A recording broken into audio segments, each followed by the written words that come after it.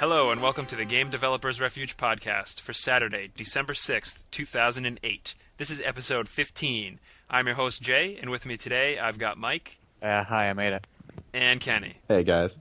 All right, so for our first topic for this episode is going to be about starting a project. Not really how to start with doing game development in general like we did last month, but more along the lines of design stuff and, what are the starting building blocks that you need to start getting a project rolling, So Kenny's going to start us off with that one, so go right ahead. Oh, okay. When I get we're going to go ahead and assume I've already gotten an idea for a game. Say usually these things just hit me. I'm sitting in my chair, maybe I'm watching something, eating some food, whatever, and I just come up with an idea and I go, man, that sounds like a good idea. I wonder, how that's going to work out. So at this point, I try to treat things as holistically as possible. And the very first step, fleshing out the idea, I need to check to see if it actually kind of feels right, because you can have an idea and then you spend a week or a couple days, whatever, doing a prototype. Oh, yeah, let me tell you something about that. Yeah. Go ahead. Yeah, it's called Ninkatsu. That's what it's called. It's called I thought this game was going to be totally sweet and nobody liked it. I have one friend who believes that it's a good game. But you mentioned the topic of, you're eating food or walking around and you just think of a cool idea. Is that where you get most of your ideas? Because I find, for me, sometimes a lot of my ideas come out of seeing stuff in other games and I get inspired to do something interesting based off something I saw in some different game. My brain's really messed up, so most of the time I get my ideas, it's just like a bolt out of the blue. I'm, taking a whiz or I'm cooking some food or something and I go, oh, damn, that sounds like an awesome idea, Yep. I don't know how exactly urine turns into a great, game idea, but I've had stranger things happen, so. Oh, true. No, I've definitely had game ideas that just come out of nowhere. So there's one tip right there, which is do something not game related and you'll probably get inspired.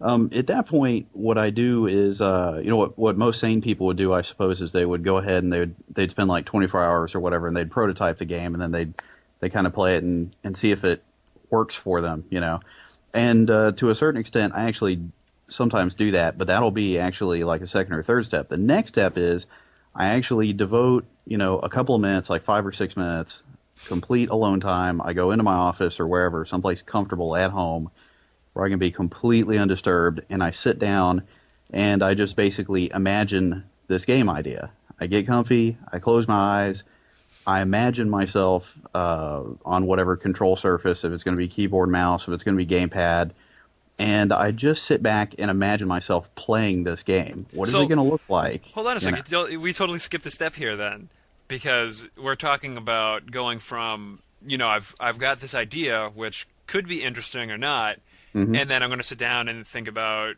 how it's going to play out. But we skipped the step of thinking about, a control scheme or such. Well, no, hold on. Or is that coming next? That comes next. Remember, right. Well, what I was saying that nobody heard was I was talking about how this conversation the topics all flow into each other. But yeah, that's a very good question. But it'll all flow into each other. So what I do is I sit down and I say, okay, this is the game. Say, like for example, when I came up with the idea for Frenetic Plus. I came up with the idea for Frenetic, but it was supposed to be more like Plus, so we'll just go with that. So I said, this is kind of how I want it to be. So I sat back, I closed my eyes, and I said, okay, I'm imagining like a flat plane. And I said, okay, I'm imagining like some multiple layers. I see some clouds below me. I see maybe some like tiny details. I see some debris and stuff floating around. I've got like my character down toward the bottom, and I see like maybe my health and ammo bar on the side, maybe a radar dish on the a little radar display on the other side, and I see enemies, and I kind of imagine different formations. How are the enemies going to behave? And I go through all these different things, all the way down to even little details like how's the text going to be displayed? Is it going to pop in? Is it going to fade in and out? Is it going to be real small, real easy to read? And I go through these different scenarios in my head, and as I come up with a scenario, I kind of play it out in my head, and I kind of imagine myself controlling it. What kind of actions do I want to do? What sort of animations do I want to see out of the character? And if I do this for a few minutes and I come up with a certain scheme that gives me a good vibe, then I sit down and I spend like 24 to 48 hours prototyping it. And then at that point, I sit down and I write out like a little formal document where I say, So it sounds like you do a lot of thinking about how the game's going to play out, and even do a prototype before you end up writing something down, oh, in terms of like a design doc or something. exactly. Mike, I've literally thought about the game, visualized it, as I say, before I even do before you anything. even put pen to paper. Mike, what is your experience? I do a little of the visualization stuff. I guess. So I guess my real question is, at what point do you end up putting pen to paper, so to speak, or open up a notepad or whatever the hell you open up and write out, this game will be XYZ bullet point list of stuff? Because I think the conversation is going to end up getting into what types of stuff you put in said document. So I'd like to cover, what kind of stuff each of us does before we get to that point. And it could be that we all kind of do the same thing. So. Well, I have a good example here because I would notice the Ludum Dare competition, and POV had mentioned it was about roads. So I was thinking of doing something quick and dirty for that. And so my process consisted of seeing a topic, in this case, so it's not quite completely spontaneous. And so I grabbed a piece of notebook paper and just scribbled down a little idea I had. And okay, so what do you mean by scribble? Here's what I did. I took a pencil. No, I don't mean physically. What did you do? I drew. I know. All right. I took my pencil and I drew a square, about 2 inches on each side, and then I just filled it in. And I decided, well, I'm gonna make a game that has roads in it, and you can't go off the road. So I scribbled it all in as if it would be a bunch of frozen water that you can't go in. So what you were doing really was like you were doing visualization of what the game would be, but you were sort of doing it with pen and paper as opposed to sitting down and just daydreaming about it. Right. All right. Yeah, that was my. And then I tried to think of different items, like you'd have inventory of road, and you could pick up a power up or something. So that'd be the kind of approach I would have. That's kind of what I did when I started working on Arrow, the Flash game. I just kind of scribbled down a little bit of how it would look like, and then I just tried to brainstorm a few power ups and just wrote them down, and maybe a few keywords as to what they would do. Wow, that's pretty cool. I've never ever done that, to be honest, with any of my games. It's rather interesting. A lot of what I do is it's sort of along the lines of what happens with Kenny, is it'll just sort of be spontaneous, or I'll see someone else's game and be like, that's a cool concept, how can I build off of that, and sort of use what I see there to make something brand new. Sure. And a lot of the time I will spend a lot of time before I ever get to writing something down. Like I might draw characters or something like that, but not to the same effect that Mike does, where he'll draw like ideas of how the game will work. I'll sort of draw a character to get an idea of what they might look like in my head, but a lot of it is just daydreaming and just thinking about it over the course of a day or more than a day. In the case of something like Neverfall, I spent a long time thinking about that one. Yeah, really, it's just a lot of brainstorming inside my mind. So it's interesting to see that, Mike, you have this different way of going about it, is instead of doing it in your brain, you get it down on paper. I kind of wish I would do that, because that would make for some really awesome stuff to show off once you finish a game. Like, here's what the game started off as: a 2-inch by 2-inch square, and this started the whole thing. Not sure awesome is the right word, but yeah, it's something. I think that kind of stuff is awesome. Now, anyway, as for you, Mike, do you usually do any prototypes to see if a game will work at all, or do you kind of just start working on the game and it just becomes what the game will be, as opposed to doing prototype? Yeah, I don't think I've ever really done any sort of prototype. I just if I write the idea down, and with something like Arrow, I could write it down and I jotted down a few ideas for power-ups, and I could pretty well get a pretty good idea already. You're getting too far. I don't want to get into the writing down of power-ups and okay. bullet point items. So if you don't write a prototype, that's cool. That's basically all I was shooting for. I wanted to say more. We're gonna get to it in a second. Yeah, I think the prototype approach is a good idea for anyone going to develop a game, because I know that when I got the idea for the Zep's Dreamland type of game, I threw together the quickest prototype I can, and it was basically, everything was blocks, and they can move, and you can build the blocks in sort of these directions, and none of the rule set was kind of put together, but it was just to see if it was actually fun or not.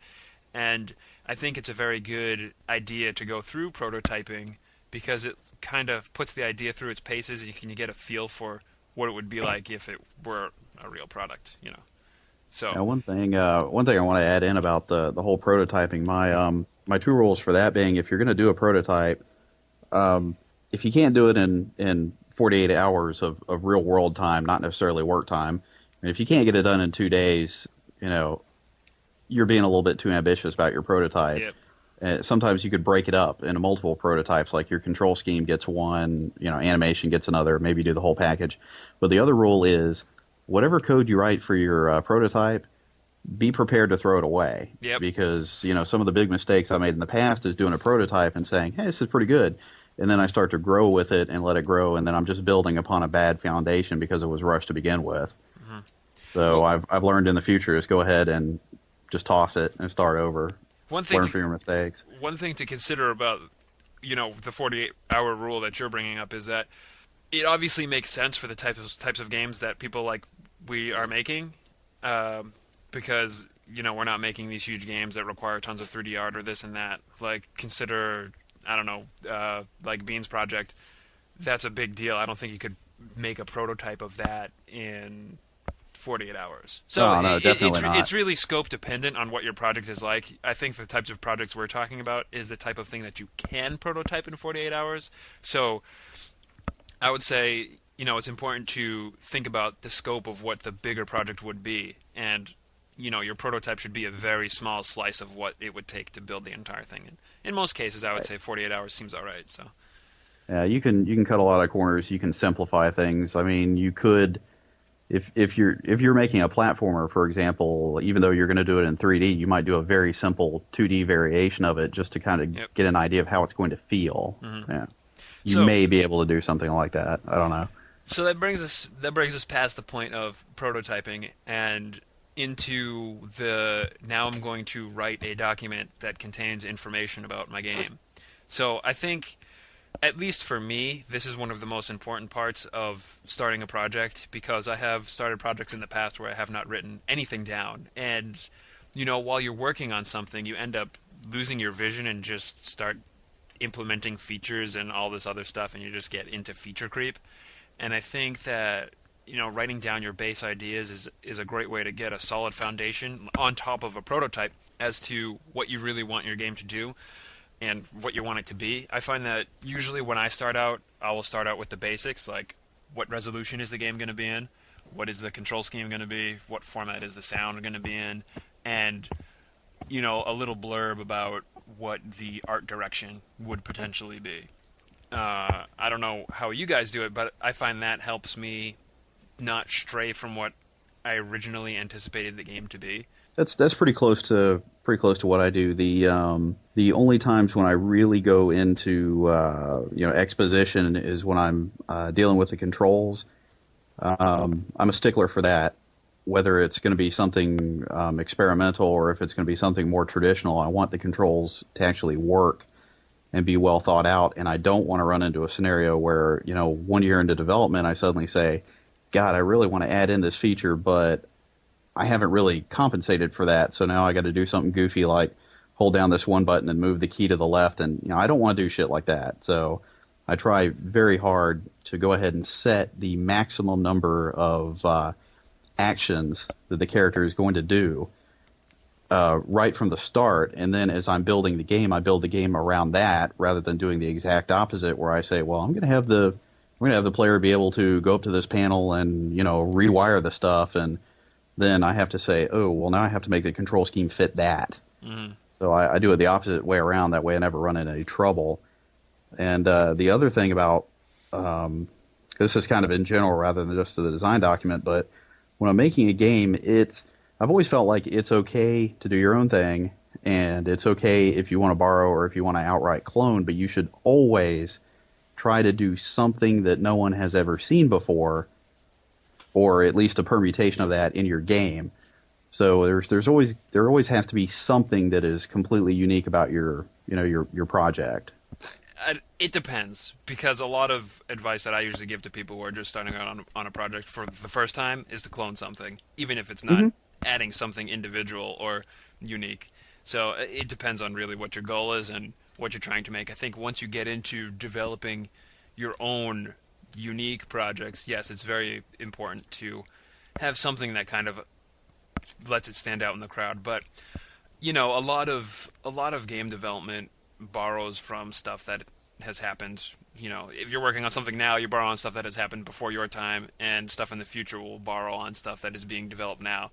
And I find it as one of those. It's sort of like in the same regards of music is how different musical genres build off of other musical genres, and you kind of keep piling on to this pile and adding new stuff as you go along. I don't know. I was kind of going off on a weird tangent there, but Oh no, that totally makes sense. It's really really easy to just borrow what's established inside the genre and then stop. You say, okay, I'm going to make a platformer, and then you say, great, okay, well, I'm going to have a certain amount of gravity. I'm going to have the player be able to change direction in midair. I'm going to have the ability to say, hang on a wall for 2 or 3 seconds, Mega Man style. I'm going to have the ability to hang from the ceiling. I'm going to have, this, and this, and then you stop and you go, cool, I've seen that in all those games before, but not that combination. yeah, have you But ever then seen them? you never actually went to the point where you say, I need to do something completely different, like I split up all my pixels and they go to like different parts of the map and then I reconstitute myself, or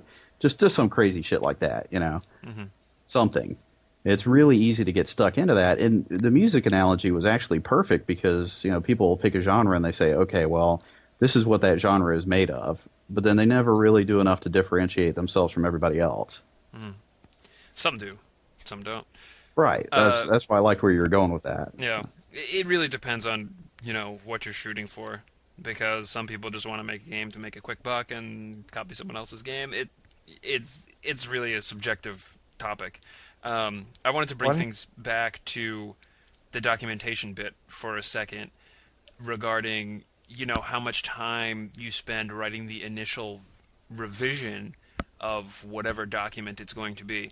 Because I find that usually when I get into that mode where it's time to write up some sort of spec, I'll sort of do it all out all at once and kind of dump it and let it sit and brew for a while before I end up revising it. And I'll get that initial version and start working on some engine stuff. And as I'm doing a little bit of coding, I'll see, maybe I want to revise this or that. Do you guys find you do the same thing, or do you spend a lot more time doing the write-up of whatever documentation, the initial documentation process that you have? I'll pass this one over to Mike. That's where I was kind of hoping it was Yeah. going to go too. Or does Mike not even write any documents and just starts developing and wows the world with his awesome projects? Well, that was what I was thinking of saying the whole time. Yeah, I don't. You guys do a lot of the pre-planning, it sounds like, but after I've scribbled a few ideas down, I was trying to say before, I don't usually do the prototype because usually once I've scribbled a few ideas down, I can look at something and I say, well, in the case of Arrow, I was able to look at it and say, well, I've got an idea. It's going to be a single screen puzzler and it's going to have these items in it. It can't really go wrong. It sounds pretty cool. And so I just set out to make it. And then, along the way, of course, I also don't operate entirely like Kenny over there or you, because after I have my initial scribbles of a design document, that's pretty much as far as I ever go. I've never mapped out any kind of control schemes or anything. I mean, I have a strong belief in making sure that the control scheme, facilitates experience as well as it can for the player. I believe in extensive customizability, but I've never really sat down and planned any of that out. Like with the ASCII game, I posted the screenshot of the lava world with chains and stuff, and then suddenly someone's like, "Oh, can you climb on the chains?" And I'm like, "No, I never really thought about that." But Did you ended up putting it in, right? right, and I mean, that's one of those things where I didn't really think about it. When I put the chains in there, I was just like, well, how can I add a little bit of more interesting things to this world instead of just a bunch of rocks and lava, which was cool enough, but, trying to add variety as well as I could. So it's like, okay, I'll add some changes, and then someone's like, well, you should be able to climb on the chains. And that's something I never thought of. And at that point, I could have said, well, yeah, that sounds great, but I just didn't plan it. So, maybe next time. And, that's a valid thought, I guess. You could always say, well, maybe I'll make a sequel to this game, and that will have chain climbing. Or I could have gone with B. Yeah, that's such a great idea that even though I haven't premeditated how the control scheme would work for such a system and haven't programmed it, it just sounds like such a fun idea that I'm going to go ahead and do it. And you do assume an inherent risk that, you can start to, lose a little control of your code and all that. But at the same time, there's also a potential reward. And so it just depends on whether you think it's worth it. True, but don't get us wrong. And when we say we're writing down these documents and we're putting in the control schemes as if that is sort of like a chisel to granite, because it's definitely not. At least in my case, it's not.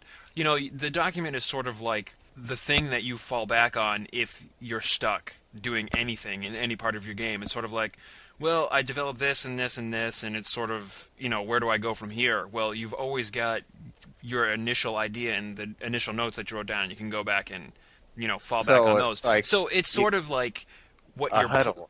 You get in the huddle in football and you call the play, but if you get up there and they got the wrong defense, you'll call an audible.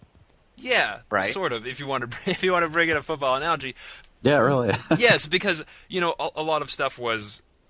You'll go through and you end up developing something some way, and you'll give it to people, and you'll notice that they don't have the insight that you do into the game, especially with control schemes, and people will go and try and use it, and they'll just not be able to do it, and you have to be able to compensate and try and include a scheme that most people can play with. I definitely noticed this recently while I was throwing my copy of Zep Streamland on iPhone around with people at work, and they're sitting there trying to build blocks, and it's like, why can't I build this? And it's like, and I have to tell them, you need to swipe like this. But really, that if I wrote down in my initial document that you need to swipe like this to build the block, that's not going to fly, because you can't tell people you're doing it wrong. You need to do it the right way. You need to build but they're not doing it wrong. They're doing it in whatever way feels natural for doing a swiping motion. So, I took that information and went back and modified it, even though, the document said swiping will occur in whatever fashion. You take the real world experience of having your game out there and you kind of morph that in with whatever you wrote in your document. So it's not like an end all be all thing. That's what I'm trying to say. I tell you, I just want to interject. I think probably we just discovered a subject for the next podcast is coming up with control schemes that people just don't like. Oh, I don't know about you, but that's happened to me a couple times. Yeah, I've got plenty of discussion for that. So yeah. Let me write down a note about that. But before we end up closing this discussion out, I'd like to open it up for any other last comments regarding starting up a project other than prototyping or writing docs or whatever. So I wanted to also make a comment when you guys were discussing the idea that if you're cloning another project, that you should always try to at least have some different element to it. Well, that goes against the definition of cloning. Yeah, that was just kind of like a personal rule for myself. I wouldn't really say everybody needs to ascribe to that, but I was just gonna mention how I thought. I think that's a good idea, but I think sometimes if you're see, I had a better idea when you guys are actually talking about it, but if you're, I think sometimes, like when I made my load runner games, the first one, I tried to add a lot of different ideas, many of which weren't, true to old-fashioned load runner. And then when I made the second one, it was pretty close to a straight port, I mean, it didn't play the same. I've read comments that say it was a little off pace or something, But, at its core, it was similar. I guess what I'm trying to say is, when you're setting out to remake a game of some sort, trying to add your own flavor to it has the risk of Making it suck. Yeah. yeah, well, It does. yeah, or Yeah, even certainly. even if your ideas are good, you are making a remake, and so when people download your game, they're expecting what they used to play, and then if there's anything different, then you run the risk of Oh, of course. having. Sure. Guaranteed. Well, the beauty of a lot of these classic games is in the simplicity of their design. So when you go to make something different, you have to be careful to create a difference rather than just throw on a bunch of screw that one up. A bunch of features, not creatures. Well, a bunch creatures of, are a bunch good of too. features that are not necessarily really going to do anything other than just make it cluttered and destroy the elegance of the original design. I mean, look at Lode Runner. I mean, you're basically it's an avoidance game while you're trying to get the treasure, and you've got a couple of elements. You've got the ladders, and then you've got the ability to create the holes for the guys to fall into, or possibly yourself. And like that's really it. That's all it needs. So you got to be really careful if you want to add something else to that to give it its own unique spin, because then it's so fundamental. You have to be real careful. Not just trying to pass that off as if it wasn't important, but for the sake of Yeah. time, This is very tangential. what so, are our top pieces of advice? I think your inspiration can come from anywhere. Mhm. So Go ahead. my Mike. top piece of advice is don't waste your time on design documentation. Scribble something down, get it done, and then just start working on it. And you'll have a pretty good idea right from the start, Well, in my opinion, but- of whether it's going to be cool or not. You can argue that, yes, but that's My argument. That's the prototype.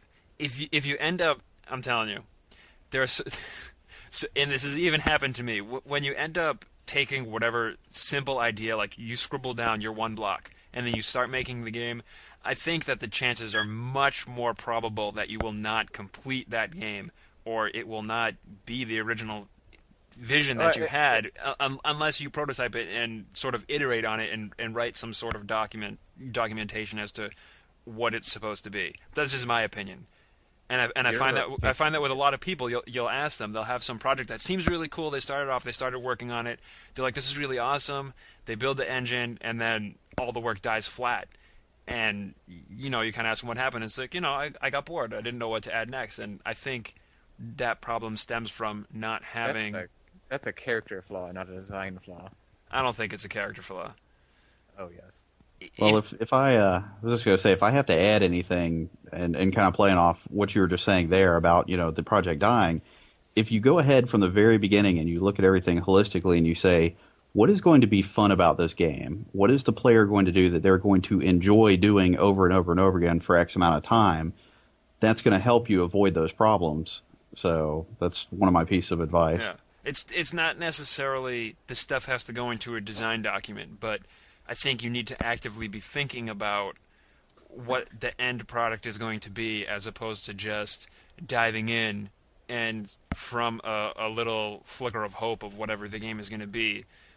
Like, I'm just going to start it, I'm going to start working on it, and it's going to be awesome when it's done. I just throw feel it yourself doesn't work into that the way. water Yeah, and don't wing it. swing on the way. Learn to swim on the way? Yes. Most people would drown, maybe. Anyhow, Take a you life bring up a good point, and I think it's something that people will argue either way. I just happen to. Everyone does have their own style though, and for some people they would, there are some people that would benefit a lot more than other people would from being a little bit more meticulous in the planning, and then there are some people, probably I'm one of them, that maybe feel more inhibited and more restricted, and they just want to get to it. And maybe sometimes it's too brazen and holds you back and causes more failed projects than it should, but at the same time, maybe it makes it so that the ones you do finish are all that much better. Oh, true. No, I have no doubt that there are people out there who get completely bogged down with writing whatever design documentation or this and that, because if you become overly pedantic with every single little detail in your documentation, then that's all your game is ever going to be, and you're going to kind of pigeonhole yourself into a crappy situation if your documents end up making a crappy game. You know what I mean? So there are definitely developers out there, I'm sure, that the time is better well spent for them because of how they do work, not doing meticulous documentation and just like you said, getting into the game. But I will argue, at least for me, I think it's more beneficial to have something than nothing, if anything. If it makes you feel any better, Mike, the actual typing up of the document is really just a formality, as it's already in my head. Sometimes my development cycle can be multiple years, and I may actually forget things, and so I have to have something written down to where I can go back and say, oh yeah, I was planning on having an outer space stage. Damn, I forgot about that. But the fact of the matter was that I already came up with all the ideas in my head, and it's just a way of putting them down to paper, so I make sure that I don't forget it. So my design document, I mean, I'm a relatively fast typer, so in 5 minutes it's all typed up. Just a couple blurbs about what the control scheme is going to be, what the goal of the game is, what the player is going to do, what's fun about it, some basic rules, et cetera, and then it's over. This is nothing I'm trying to pitch to a company or to a publisher or whatever, so I don't have to have this ridiculously detailed document where we have to explain everything because I need to get funding for it. It's just so I don't forget. Yeah. I mean, if you think about it, because I've got Zep's Dreamland on the mind, if I were going to write the document for Zep's Dreamland, at least like the controls, like for iPhone, I had to write the controls for how it's going to work. So you take the initial Zep's Dreamland template, which is you're a little guy, you can move one tile at a time, you can build a block down, left, right, up, and there are certain blocks that restrict you. You can go in portals, and there are tunnels. That's like the entire rule set of Zep's Dreamland. So all the documentation really for the iPhone version was, how the hell are people actually going to play this? Because if you want to look at the tiles in their native res, which is 32 by 32 pixels, you can't fit enough tiles on the screen. So that's one bullet point. You need to be able to zoom in and out. And then, how are you going to build blocks? You got to swipe. So there's the swiping motion. The little documentation is like you swipe to build. And then you have the concept of, well, how the hell am I going to move? And it's, it's obviously stuff I thought in my head. Tap on the right side to move right, tap on the left side to move left, and, just kind of document that down just so it's there. So, the design document for Zep's Dreamland iPhone is probably, 30 lines bullet list of what's going to be happening. So it doesn't have to be completely meticulous. Maybe we should post some of our stuff one of these days, create a thread for it or something. For our design docs? Oh, that'll be bad. That'll be real bad. Everyone's gonna go back and like try and touch them up and make them look all nice. Be like, I'm totally professional. You know how it is. I don't know. Yeah. I don't know. All right. Do we got any last comments regarding starting up a project? Because this discussion went on way long. I think it's going to be the only one for this episode before we bore people with anything else, and we'll save the other topics for another time. So Mike's wrong and we're right. No, damn right.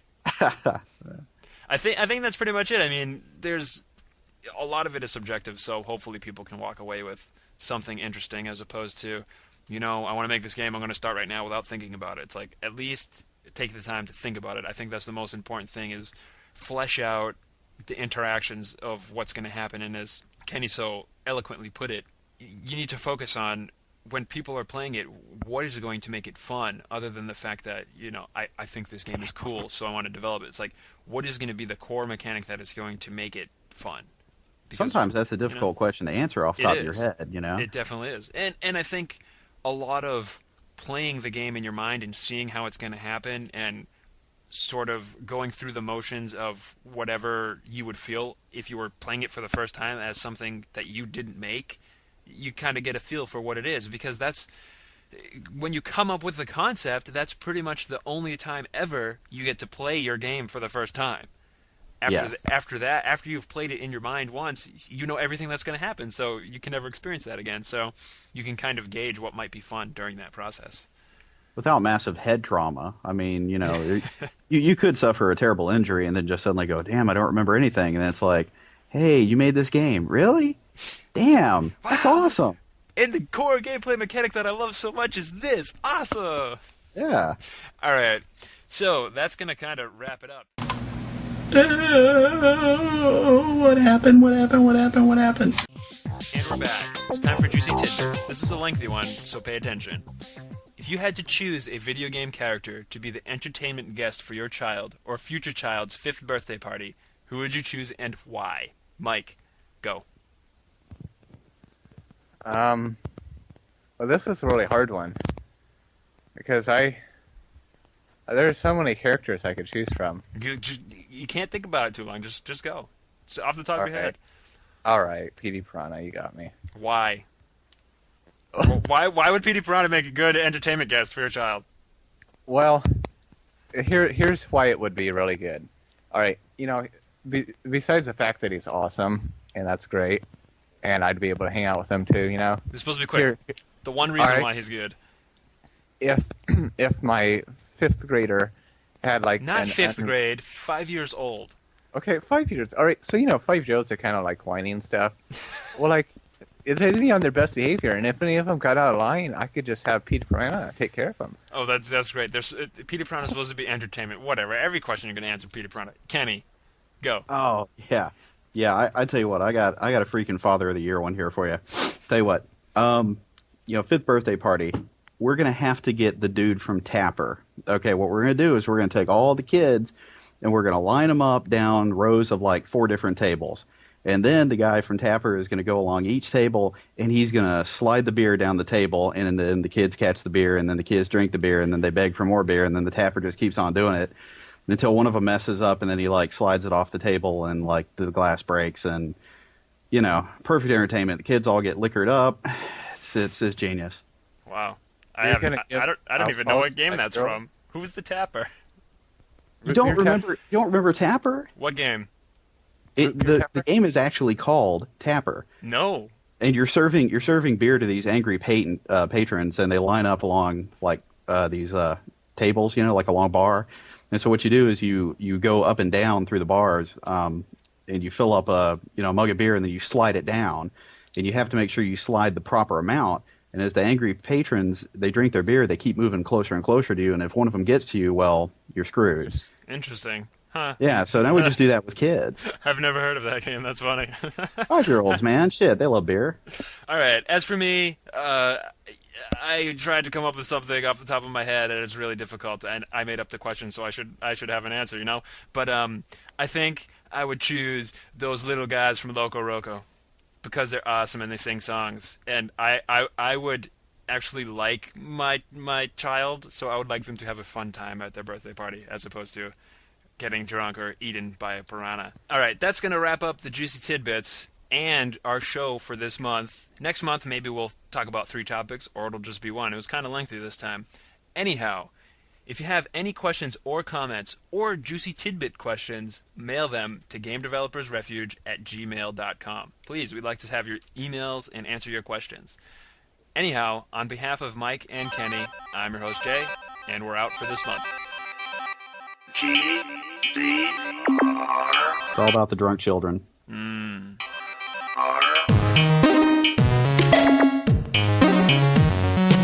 And Just we're say back. PD Piranha. Just say PD Piranha. Yeah.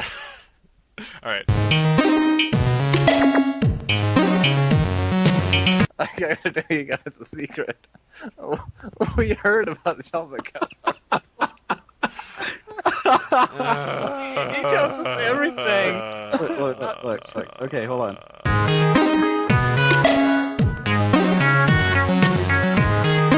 And we're back. It's time for Juicy Tidbits. This is a lengthy one, so shit.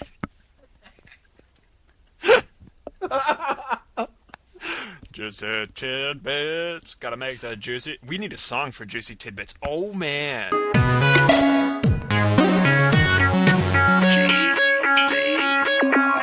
Yeah, I need to almost, but Chimpanzee riding on a Segway. Chimpanzee riding on a Segway. Chimpanzee riding on a. All right, go ahead.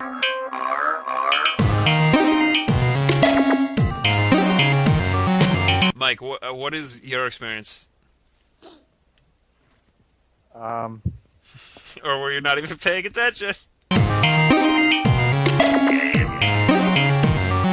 And I'm trying to come up with the appropriate nomenclature here.